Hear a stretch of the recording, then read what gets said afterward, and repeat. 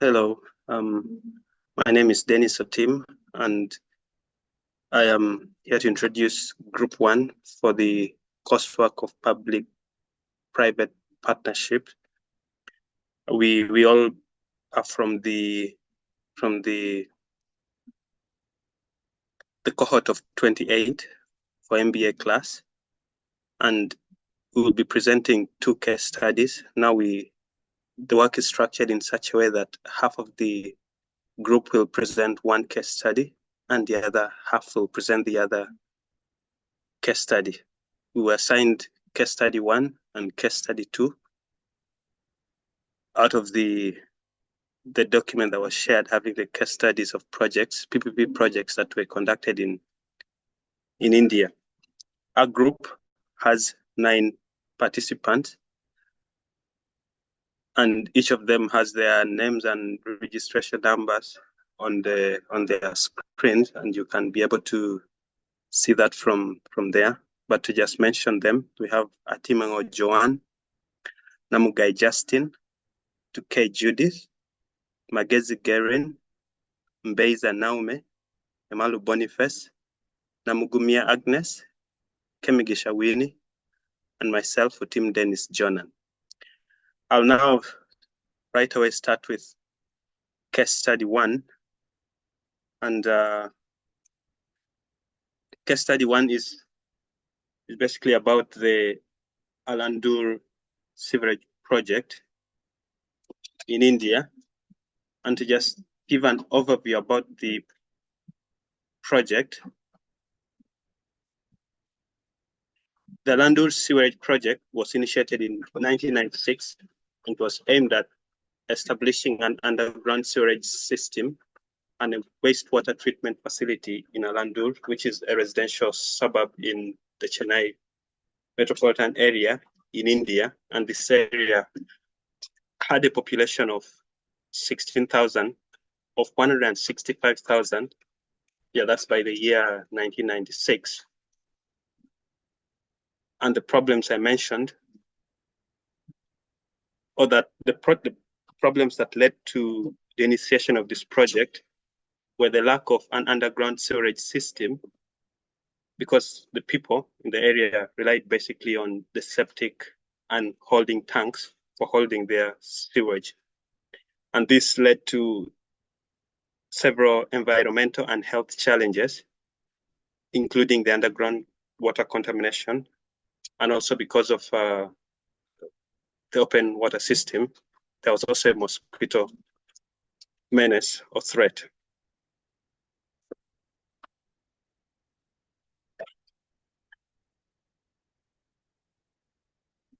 Okay, trying to go to the next slide, but I think it's frozen.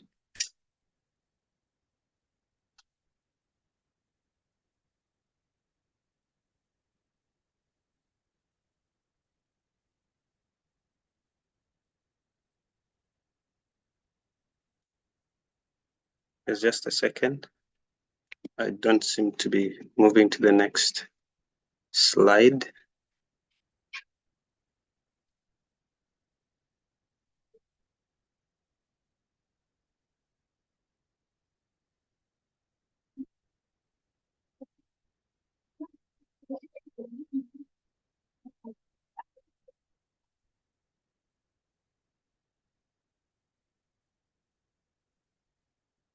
Yep, here we go again. So like I said, there was a sewerage system problem in the area.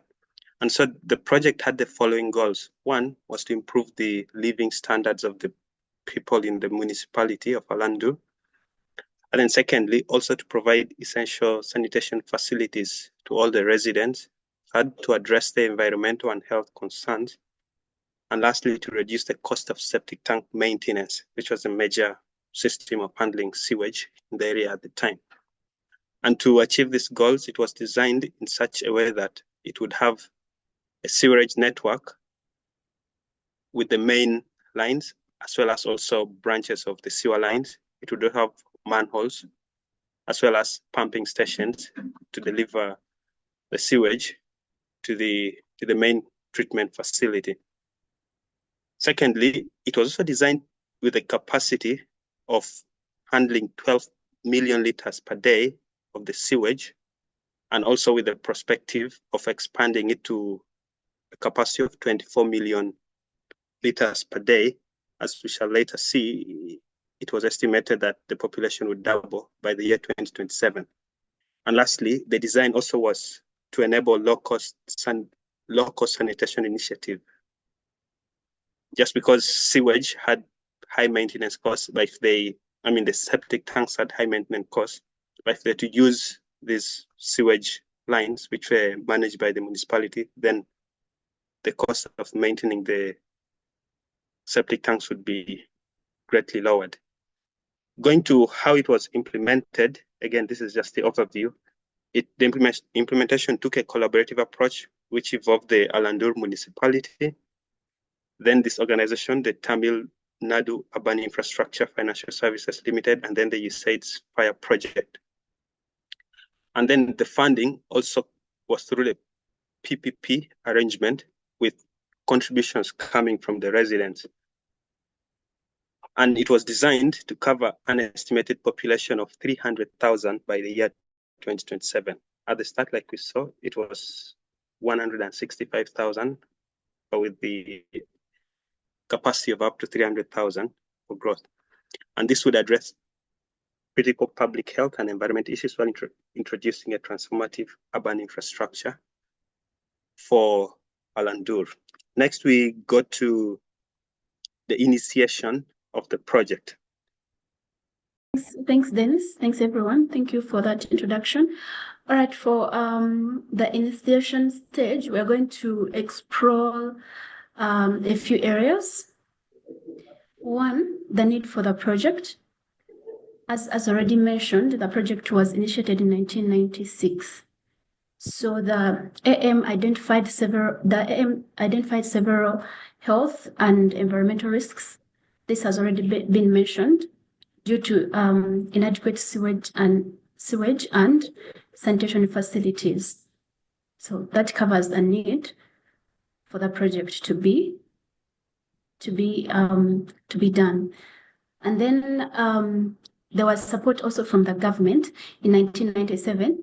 The government of the Tamil Nadu, with the World Bank support, prioritized sewage projects in 12 urban centers in that municipality. And then the other aspect is on planning and feasibility studies. Here we see that that Tamil Nadu Urban Infrastructure Financial Services Limited was also appointed as the coordinating agency for technical studies, cost estimation, and project structuring.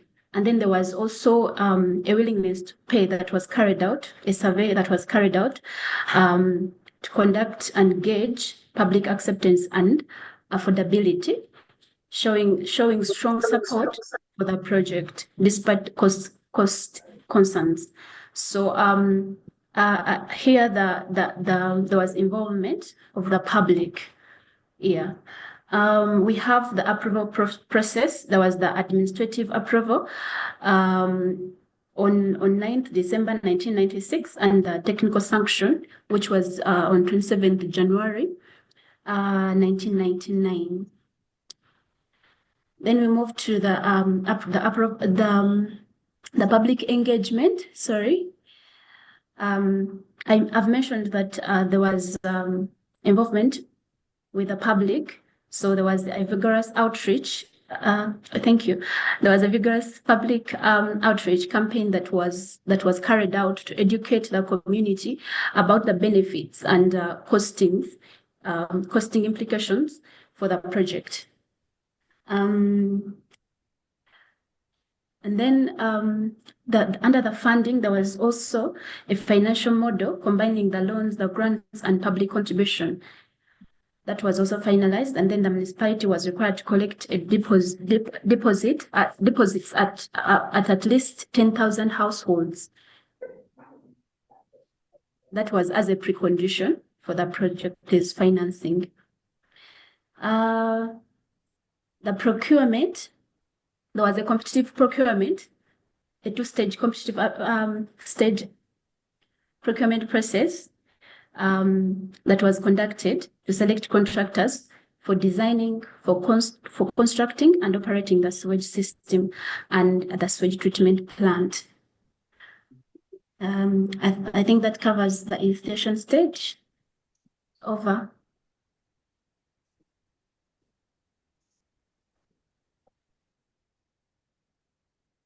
Good evening. Over to good evening now. I think I can, let me continue from where she has stopped. As you are aware, the initiation is like the implementation is a top-up of the implementation. Let me start from where she has stopped. I will start by the implementation. The commencement, actually the project was supposed to take 5 years, which it took. The commencement was made in March 2000 and it was handed over in March 2005. That means that the duration, they took the specific period that was assigned during the contract. Then the cost of the project, they first estimated the 45.31 crores. Then later they realized they overestimated, and later they restructured and planned for 40.86 crores. Then they appointed some organizations like within for supervision and control. Some organizations were there to take control of the quality work which was being provided. Then the progress was taken over by, I'm going to go back and do some research about this. It is CESL. I'm not very sure about it, but the construction took the stipulated time period. Then the monitoring and evaluation, and it was done using the performance indicators. They put some measures that would clearly show that there is some quality of the construction and the maintenance was done. Then they took independent audits.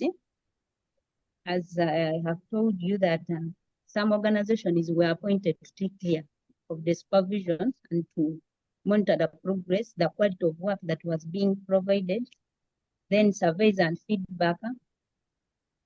They were those organizations that were in charge were collecting feedback from the public. Then I'll talk about handover or termination. Actually, the moment it was done in on 31st March 2005. Then they handed over, the contractors handed over to the owners, the municipality. They took over the responsibility. They transferred all the obligations to the owners. Now the owners, this is the municipality, the Ranjua municipality, searched for operations and maintenance managers. They recruited people who will take care of the project. Actually, the employees were trained, were recruited, and so on. And then I will talk about value for money. The assessment was done. Actually, they monitored the suitability. They assessed the suitability of the project. They ensured the efficiency of the construction during the operations and maintenance phase. They allocated risks, like individual people were in charge of risks. In case of anything, who is responsible for this? So everyone was accountable for that. Thank you.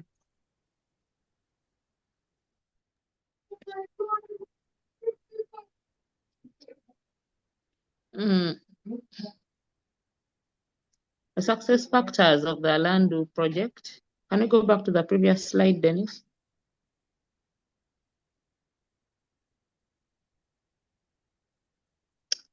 Yeah, we see that the project right from its start had all the stakeholders involved, the public sector, the private sector, and the ordinary people were all involved in decision making while starting this project, in the planning, and organization. Hence the project was organized, since there were no clashes here and there. Then the project also started with clearly set objectives and timelines of when it should commence and when it should end, what their goal was with this sewage project, to promote sanitation and all that. So everyone who worked on the project worked towards those set goals and also to meet the set timelines. Another factor for the success was the creativity and innovation of the people that were involved in this project. We see that while trying to solicit funds for the project, they introduced a unique aspect of the project, of funding the project, so as to bring people's money to fund this public infrastructure that involved generating money from the public itself. There was also mass sensitization of the public, especially by the municipality people, so that they're aware of how the project would benefit the people, the costs that they would incur under tariff system throughout the Alandu sewage project. The project also was successful because there was supervision and quality control. We see that an engineering body was consulted, and it was appointed to manage the supervision and quality control throughout the running of this project till its ending. Then the project was also well monitored and evaluated by the municipality chairpersons, commissioners, and engineer, who reviewed the progress of this project on a weekly basis. Then they also conducted monthly reviews with administrative support for acquiring the necessary clearances from the agency, so that the project was successful. Thanks, John. I think we have the colleague Winnie to take us through the challenges that we faced. There were various challenges that were faced during this project, and these include: we have public acceptance and willingness to pay. There was initial resistance from the local population regarding high connection charges and monthly tariffs. Although the community recognized the need for improved sanitation, there was significant reluctance to adopt the proposed fee structure. They did some subsidization, but the public was still not willing to pay. Then the second was coordination among stakeholders, ensuring consistent involvement and alignment among various stakeholders, that was government bodies, private contractors, local residents, was complex and required careful management. Then the third, we have financial risks. The municipality had to assume considerable financial risks, especially concerning the public contribution to capital costs. This risk was exacerbated by the necessity of adherence to strict disbursement conditions linked to connection targets. Then the fourth, we have implementation and technical challenges. The execution of construction under BOT, that is build, operate, and transfer, and cost control, was critical. The need for high quality construction standards imposed additional pressure.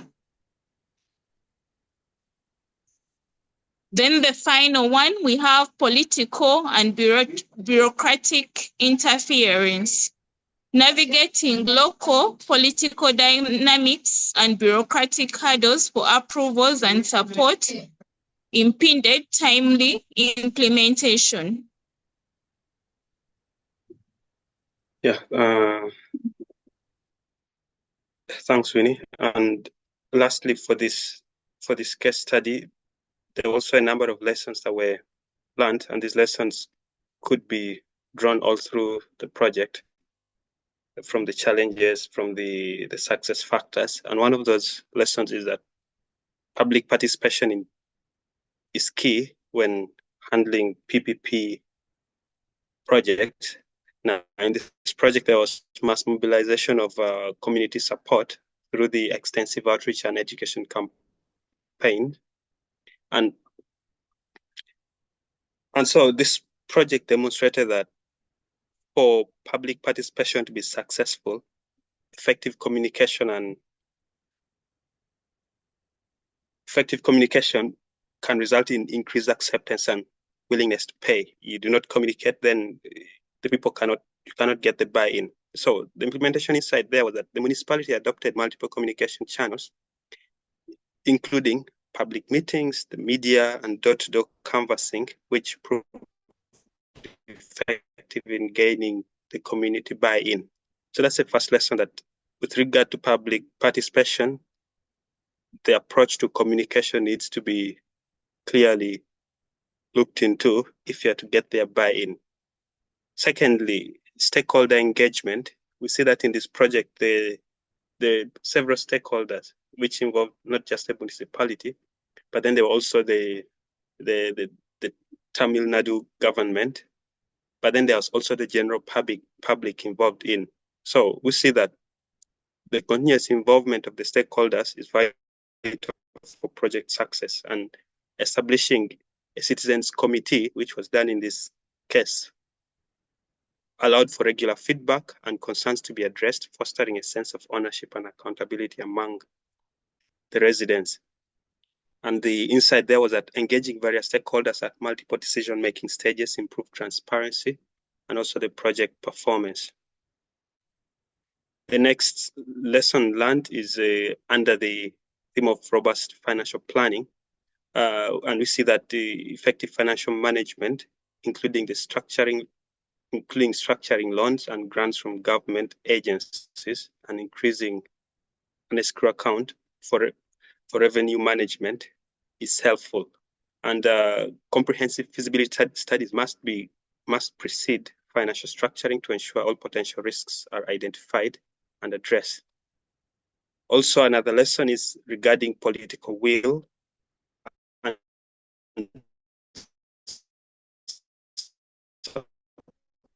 support, and project from local leaders were decisive in driving the project forward, and possibly without their commitment, this project wouldn't have gone forward. What happened was that there was engaging of political stakeholders all early enough and ensuring their continuous support, which could mitigate resistance and also streamline all the processes. Another lesson is regarding the transparency of the procurement process. And this involves utilizing transparent bidding and contracting procedures, which build trust with private contractors and stakeholders and ensured competitive offer and compliance with quality expectations. And the last lesson that we included was the aspect of adaptability and building in continuous improvement. And here we learned that the project's management needed to adapt to real-time challenges with flexible responses. There was monitoring, reviewing workflows, especially during the critical construction phase. And this was very essential for the success of this project. Now, in conclusion, we make the following notes: that the project's early stages demonstrated a unique blend of community participation, government initiative, the private involvement, setting a precedent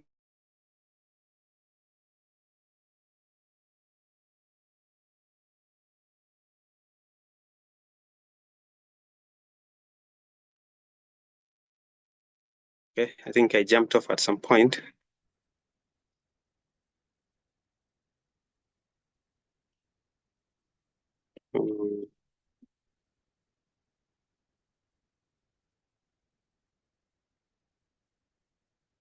So I was just basically concluding that regardless of the issues that arose during the PPP arrangement, the project was still completed in time, and there were no major time lapses in meeting the obligations from either party, and neither were any quality standards compromised. So we could say that this project was a success. Thank you, and this brings us to the end of case study 1. I'll hand over to the next next group of the participants in this group to take us through case study 7. Thank you.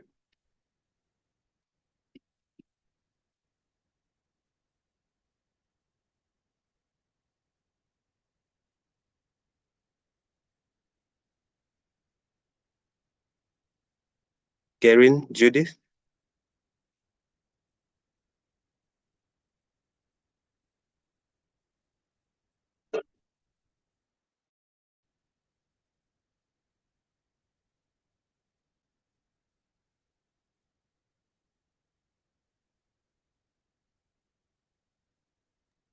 Gerin.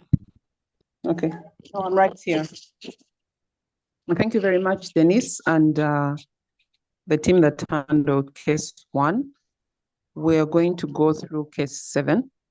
And Gerin, if you could kindly help me share the screen so that I can speak through the slides.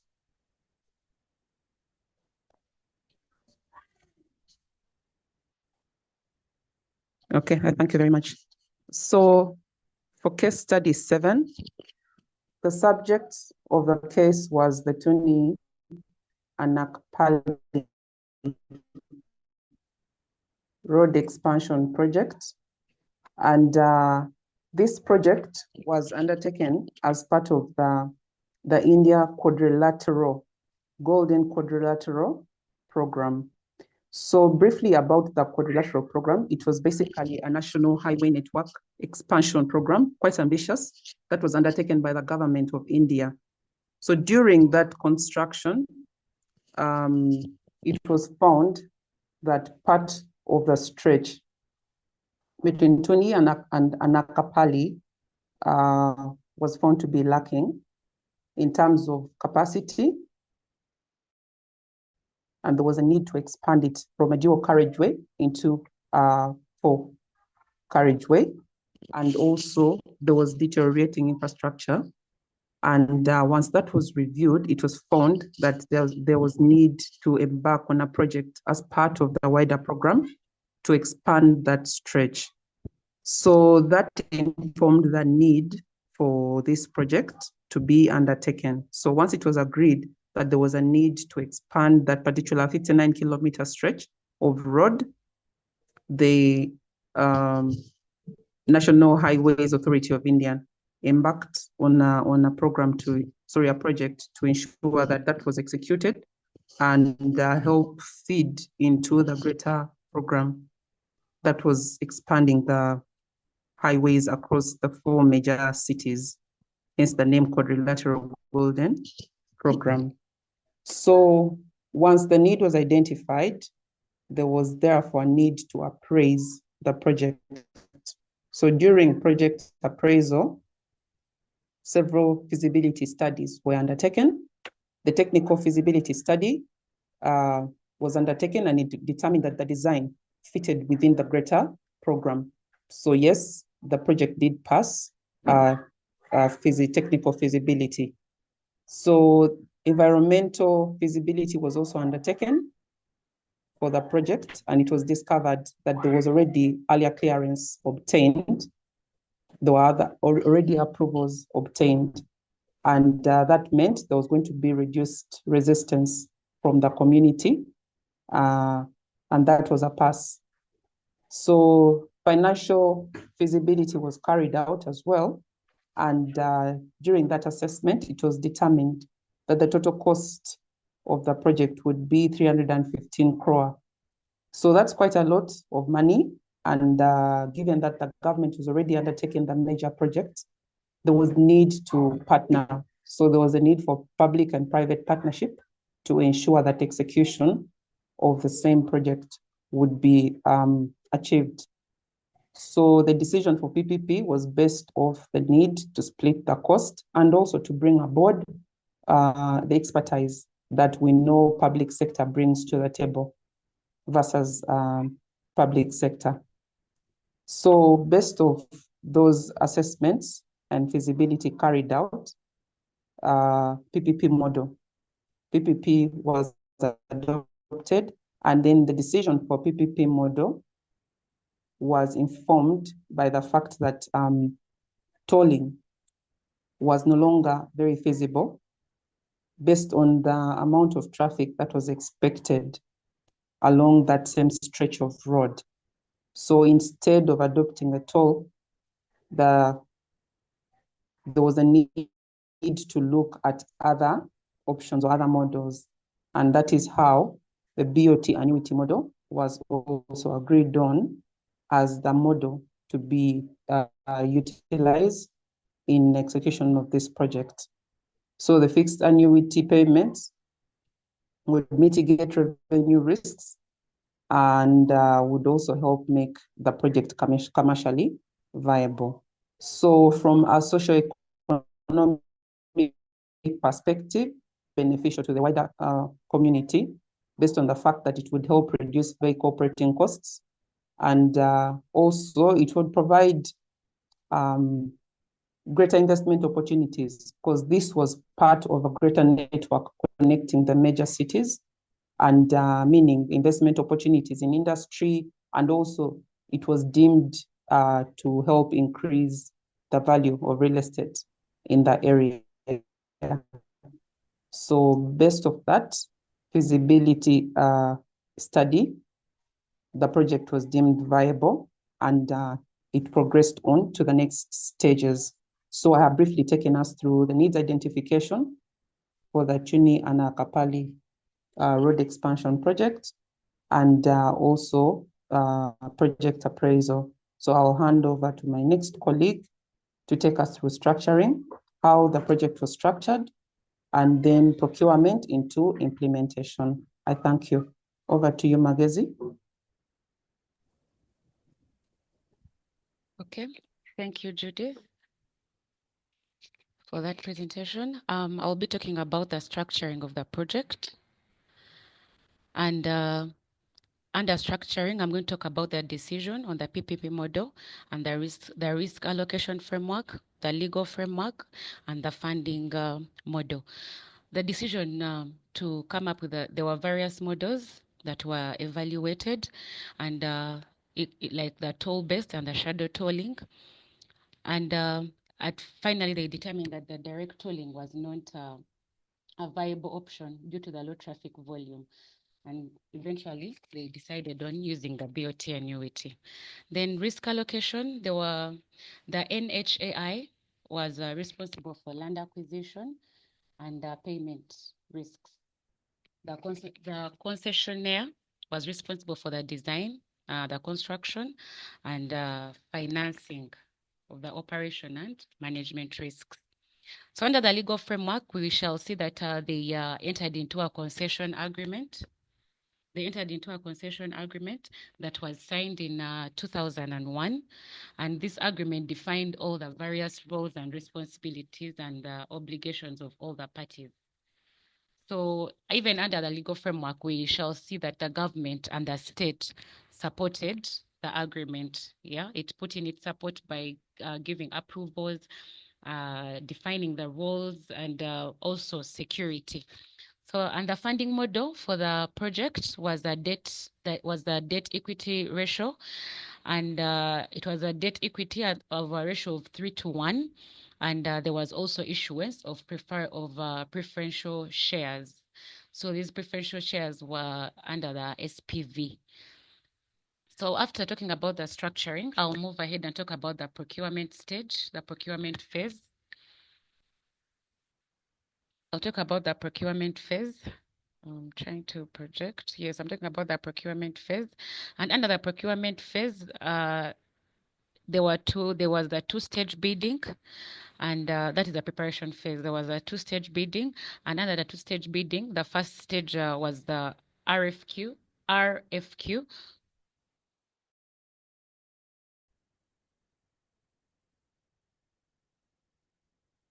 I think I dropped off for a minute.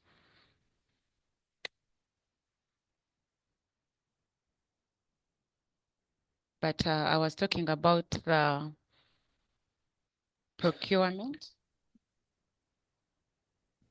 Yes, I was talking about the procurement phase, and there there's the first stage of the RFQ, which is the request for qualification, and under this there were various bidders. There were actually 16 bidders.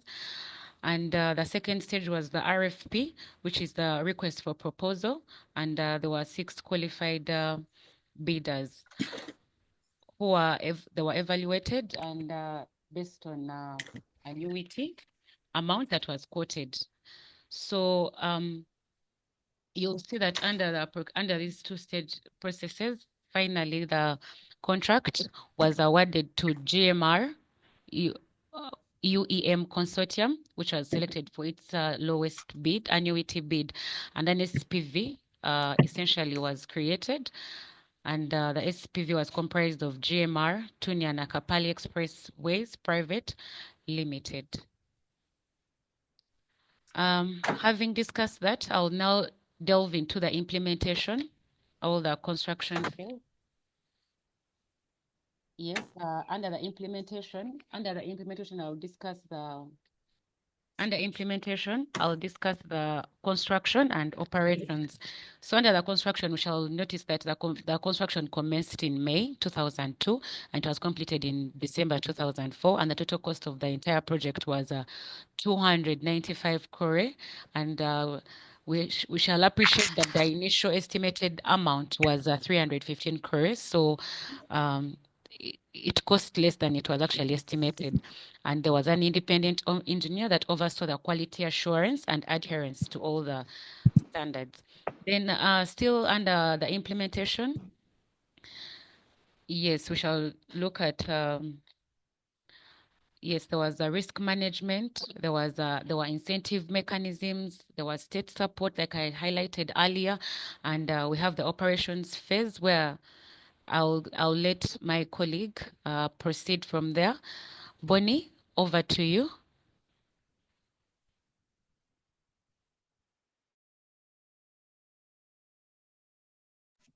Okay, thank you, Gerin. So we see that under the operations phase of this project, there was, to handle the operations phase of the project, there was an agreement between the consortium, that is GTA EPL, together with UEM Limited to operate and maintain the facilities of 125 crores per month and a periodic fee of 7.5 crores per month. This was in the first year. Then after the first year, these figures would be escalated by 1.5% per annum from the date of that's one of the at the end of the concession period, that is NHAI. And then in terms of monitoring the performance, the project was supposed to be handed over in good condition, and we see that there was an independent engineer who was an independent engineering entity that was engaged to vet the project and to assess the adherence to the standards and specifications that were agreed earlier in the concession. If you could move to the next slide, please.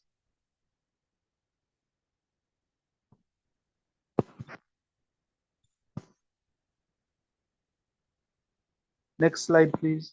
Yes. Yeah, so we see also that there were penalties still under monitoring. There were penalties for non-compliance, and the penalties included reduction on non-payment of annuities for non-availability of the agreed carriageway. So we see that during the expansion of this project, there would be need for a certain width of the carriageway to always be available for the public to use. So if there was non-compliance on part of the contractor to avail this width of the carriageway, there were penalties for that. Then also, in terms of maintenance, if the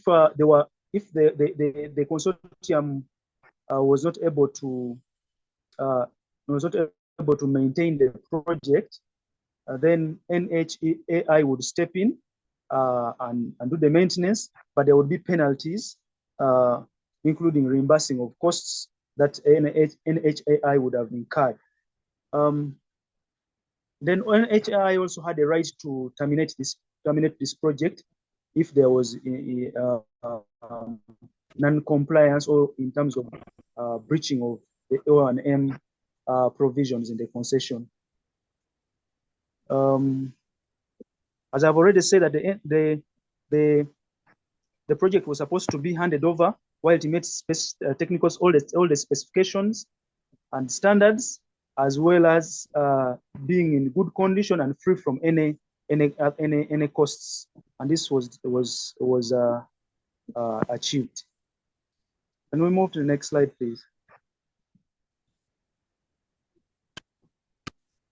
So we talked about the reviews. The reviews were done by the independent engineer, and they were supposed to meet the standards that were set by the IRC and the MOST, as a Ministry of Surface Structure of India.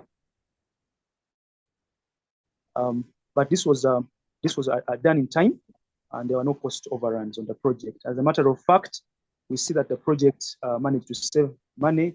The estimated cost of the project was 315 crores, but the actual amount spent on the project was 295 crores. We also see that there was transfer of risk to the private sector, which ensured efficiency. As you know, the private sector is efficient, and they managed these risks well, and it was efficiently executed. Yeah, can we move to the next slide, please?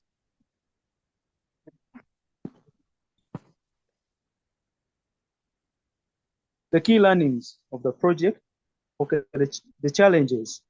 I move to the challenges first in this project. First of all, we see that there were land acquisition delays. And the NHAI experienced, due to NHAI's inability to hand over the land in time to land acquisition challenges. The construction phase was delayed by 1 month, but to compensate for this, consequently, the commencement date of the project was extended by 46 days. So this was one of the challenges that was experienced on this project. The other challenge that was experienced on this project, you see that there are financial risks that were involved in this project.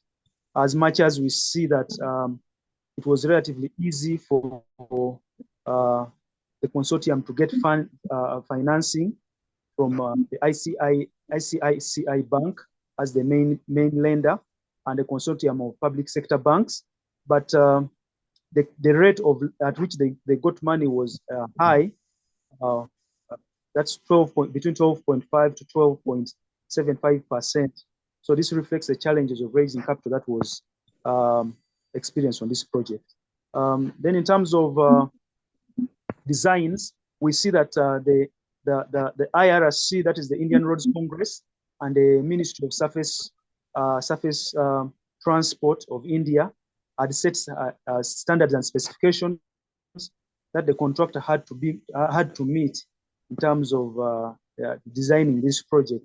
So, and this to ensure adherence to these specifications, the independent engineer was to review all the designs. So it was a challenge in that if there were any delays in terms of the review on the side of the reviewer, then the project would be delayed.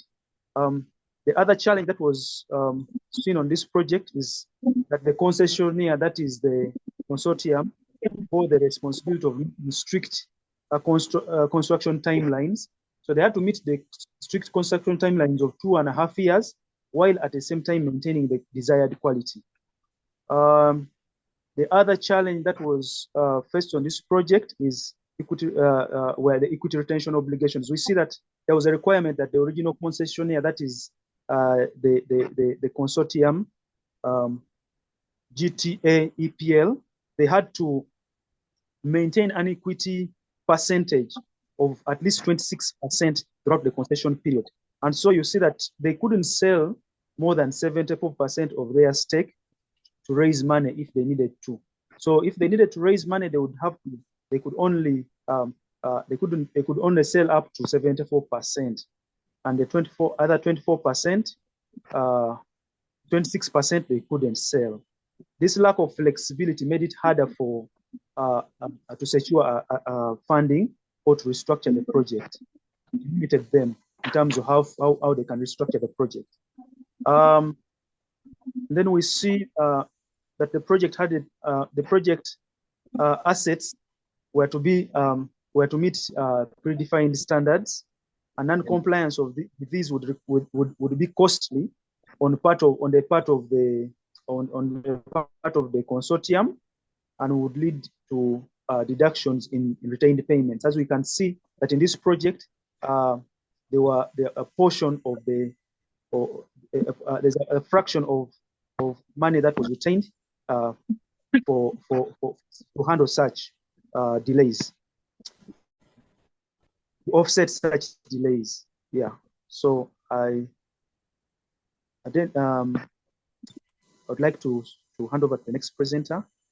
Gerin, am I still continuing? I'm here. Am I continuing, please? No, we'll hand over to Justine to take us through the key learnings and success factors. Thank you so much, Boniface. Okay, thank you. Okay. The key learnings from the project were as follows: appropriate model selection, which ensured success. There was a BOT annuity model which was selected for the project, and it's because of the project due to its predictability,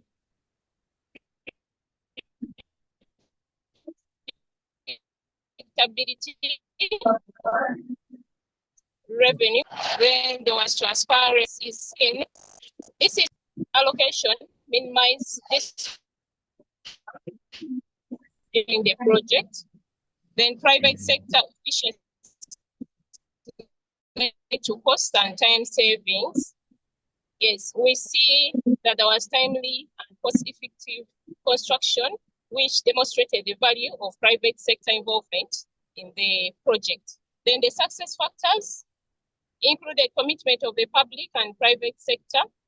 The National Highway Authority of India was committed to take on the RODEX project as seen, with the GMR Group in consortium with the United Engineers Malaysia. That was a success. Then there was a sound financial package. This was seen where the National Highway Authority of India paid a concessionaire a fixed sum annuity of 29.48 crores semi-annually from the start of the project, that was 2005 to November 2019. This was to compensate the capital costs and the operational and maintenance expenses for the concessionaire during the entire project, which was a success. Then the community acceptance and support. The government continued and supported by providing police personnel that were all over the project and the highway.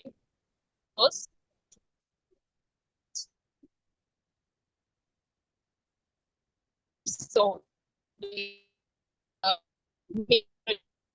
of materials,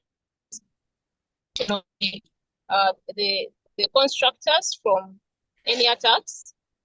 Then there was a well-organized and committed public agency. That is the National Highway Authority of India was so committed. We see it as when it provided the land, and it was able to also commit itself by paying the annual contribution to the concessionaire effectively until the project was ended. Then there was availability of competent personnel to participate. The competent personnel included the members of the concessionaire and the members of the public under the authority who fully participated in the construction of the road. So that led to the success of the project. I submit.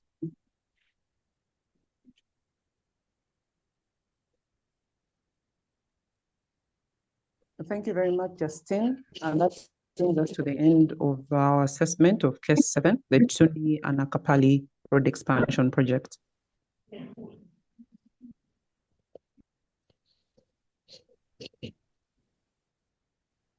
Denis, you can close us off. All right. Thanks, members, for all your contribution. And I know there were challenges, connections, and all these things, but I believe we delivered the gist of the content. And yeah, and I will pass. So at this moment, I would want to bring this presentation to an end and wish everyone the very best. Thank you. Thank you, Thank you Tim. as well. Thank you, thank you. Thank you, team. Thank you.